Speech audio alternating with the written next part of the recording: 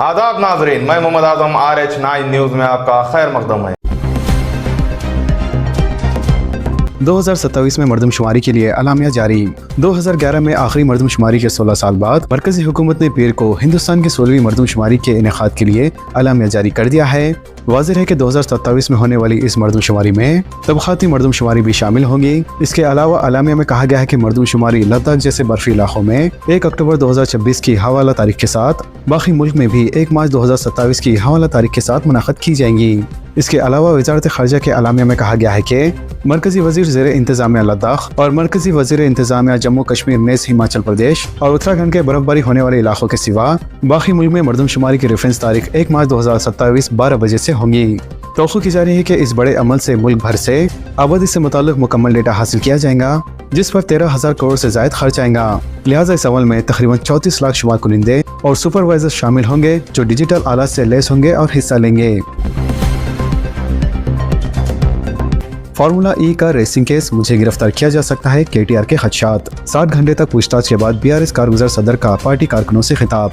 Anti corruption bureau के अहदेदारों ने formula ई का रेसिंग केस में BRS के वर्किंग प्रेसिडेंट KTR से 7 घंटों से ज्यादा वक्त तक पूछताछ की है। लिहाजा 18 जून से कबल इस वक्त तक इस्तेमाल किए गए फोन को ACB ऑफिस में जमा कराने की भी हिदायत दी गई है। लिहाजा पूछताछ की तकमील के बाद KTR पार्टी हेडक्वार्टर तेलंगाना भवन पहुंचे, जहां पार्टी कारकुनों ने बड़े पैमाने पर आतिशबाजी करते हुए इनका खैर मकदम किया। इसके अलावा खौतीन ने KTR को तिलक लगवाया और हरीश राव ने भी मुलाकात की।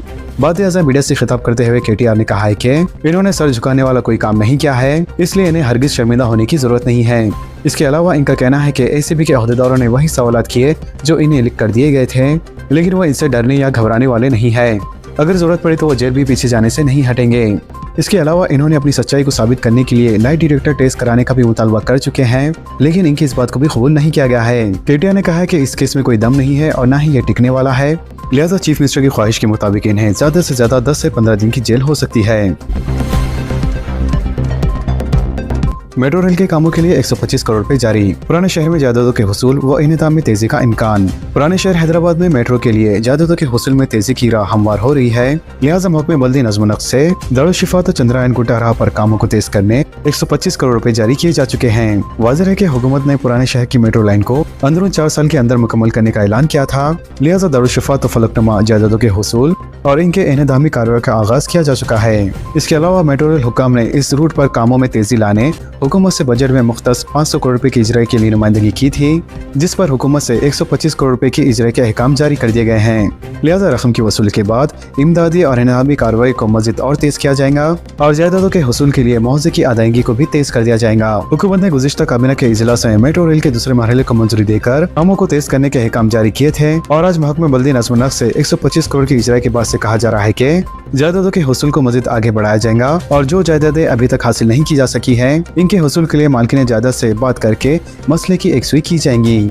जरा के मुताबिक हैदराबाद मेट्रो रेल हुक्काम ने सुल्तान शाहिता, अली आबाद बराह शाली वंडा और सैयद अली चबुद्रा की रूट पर जायदाद मालिकीन से तबादले ख्याल का आगाज कर दिया है और इन्हें जायदादों की हवालगी की नोटिस को कबूल करने की ताकीद की है।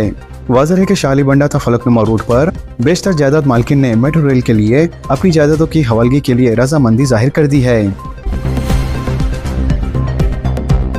BRS की 10 साल तबाही से संभलने के लिए 100 साल दरकार। 18 महीनों में किसानों पर 1 लाख करोड़ का खर्च। रैतु प्रोग्राम से चीफ मिनिस्टर रविंद्र रेड्डी का खिताब। चीफ मिनिस्टर रविंद्र रेड्डी ने पीर को सबका हुकूमत BRS पर तंज करते हुए कहा है कि 10 साल हुक्मरानी के दौरान BRS ने तेलंगाना में जो तबाही मचाई थी, इसे संभलने में 100 साल दरकार होंगे। चीफ मिनिस्टर ने कहा है कि BRS के अगला दुरुस्त करने के लिए हम रोजाना 18 घंटे काम कर रहे हैं। मजीद उन्होंने कहा है कि कोई भी ऐसी पार्टी बरसर इख्तिदार नहीं आ सकती जिससे किसानों के मफादात अजीज न हो। मजीद चीफ मिनिस्टर रविंद्र रेड्डी ने कहा है कि साबिक़ा हुकूमत ने ना फीस रिइंबर्समेंट दिया और ना ही किसानों के कर्ज माफ किए, जबकि रविंद्र रेड्डी ने किसानों से कहा है कि वो धान की काश्त करें और धान का हर दाना खरीदने की जिम्मेदारी इनकी हुकूमत की रहेगी। इन्होंने कहा है कि कांग्रेस हुकूमत ने किसानों को बारीक चावल की काश्त के लिए हौसला अफजाई की ताकि गरीबों को सब्सिडी पर चावल फराहम किए जा सके। लिहाजा बारीक चावल पर 500 रुपए भी बोनस दिया जा रहा है, जिससे रियासत भर में 60% किसान बारीक चावल की धान पर काश्त कर रहे हैं। इंटरमीडिएट एडवांस सप्लीमेंट्री इम्तिहानात के नताइज का ऐलान। रियासत तेलंगाना में तेलंगाना इंटरमीडिएट बोर्ड ने एडवांस सप्लीमेंट्री इम्तिहानात 2024 के नताइज का ऐलान किया है। लिहाजा फर्स्ट ईयर में 67% और सेकेंड ईयर में 51% तलबा कामयाब करार दिए गए हैं। वाज़ेह है कि ये इम्तिहानात रियासत भर में 22 से लेकर 29 मई तक मुनक़द किए गए थे। लिहाजा इनमें न सिर्फ नाकाम होने वाले तलबा ने शिरकत की, बल्कि वो तलबा भी शामिल थे जो अपने नंबरों में बेहतरी लाना चाहते थे। इसके अलावा इस बार जुमला 4,20,000 तलबा ने इम्तिहानात में हिस्सा लिया। लिहाजा तलबा बोर्ड की सरकारी वेबसाइट के जरिए अपनी नताइज चेक कर सकते हैं। सोने की कीमत ज़ायद 1 लाख रुपए बरकरार। हिंदुस्तान के सराफा बाजारों में पीर को सोने की कीमत में 170 रुपए और चांदी की कीमत में 1000 रुपए की कमी आई है। लिहाजा कीमतों में इस तब्दीली के बाद ऑल इंडिया सराफा एसोसिएशन ने बताया कि पीर को दारुल हुकूमत दिल्ली में 10 ग्राम वजनी 99.9% खालिस सोना 1,01,370 रुपए में फरोख्त हुआ, जबकि 1 किलो चांदी 1,07,100 रुपए में फरोख्त हुई। हाजियों से भरे प्लेन की लैंडिंग के वक्त पहिए से निकली चिंगारी, फौरी कार्रवाई से 250 जानें बच गई। सऊदी प्लेन का बड़ा हादसा टल गया। जिद्दा से हज इकराम को लेकर लौटे एक प्लेन की लखनऊ में वाक़ अमोसी एयरपोर्ट पर लैंडिंग के दौरान पहिए से चिंगारी और तेज धुआं निकलने का वाक़या पेश आया है। बताया जा रहा है कि प्लेन के पहिए में आग लगने का यह वाक़या लैंडिंग के बाद टैक्सीवे पर जाने के दौरान हुआ, जिसमें प्लेन में सवार तकरीबन 250 लोगों की जिंदगी खतरे में पड़ गई थी। लिहाजा जिस वक्त पहिए में आग और धुआं निकल रहा था, उस वक्त सभी हज्जाज इकराम और उलमा के अहलकार प्लेन में ही मौजूद थे। इतलात के मुताबिक ये मामला इतवार का है, जब लखनऊ के एयरपोर्ट पर सऊदी अरेबिया एयरलाइंस के प्लेन में तकनीकी खराबी के सबब ये वाक़या पेश आया। गनीमत ये रही कि कोई नाखुशगवार हादसा पेश नहीं आया। लिहाजा पायलट की समझदारी के सबब पहिए से निकलने वाली चिंगारी को वक्त पर बुझा दिया गया और बड़ा हादसा टल गया। आधार कार्ड की बुनियाद पर मुस्तकीन को आयुष्मान हेल्थ कार्ड की इजराई।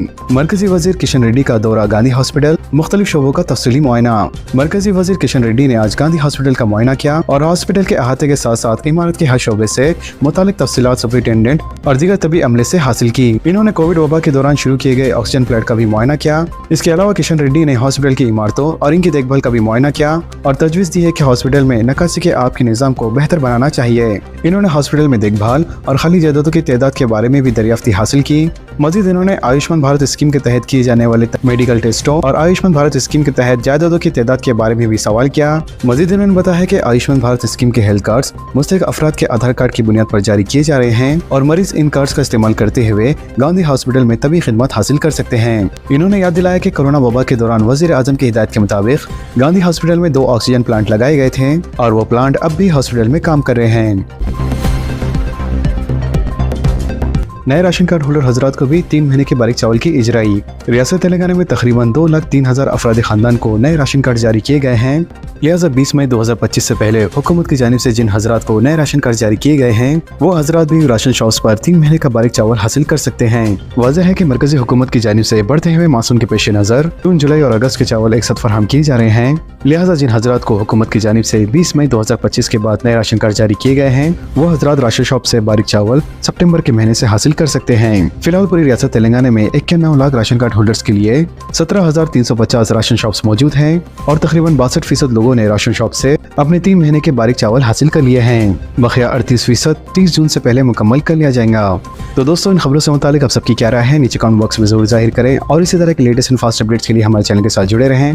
हमारे वीडियो को आपस में ज्यादा से ज्यादा शेयर करें। तो नाजरीन, इजाजत दीजिए और बने रहिए हम सब की आवाज RH9 न्यूज के साथ। चैनल को लाइक कीजिए, जितना हो सका ज्यादा से ज्यादा शेयर कीजिए और सब्सक्राइब करना ना भूलें। खुदा हाफिज।